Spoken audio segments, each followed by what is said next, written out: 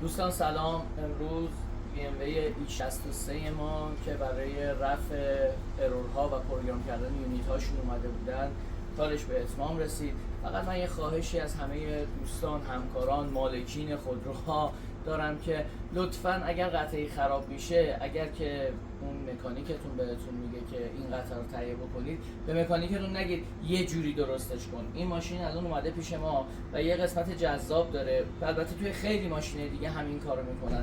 به جای اینکه پمپ های دوقلوی بخاری عوض بشه همینطوری که میبینید توی تصویر، به جاش یه شیر گازی گذاشتن در واقع که این شیر گازی بخاری رو از مدار خارج میکنه یا تو مدار برمیگردونه.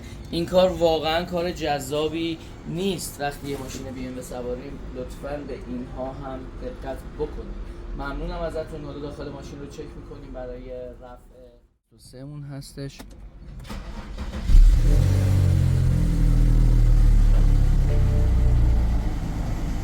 که اروری که الان داریم که ارور اوتساید تمپرچر سنسور متاسفانه نداره این ماشین. اون تایم اند دیت هم که هیچ.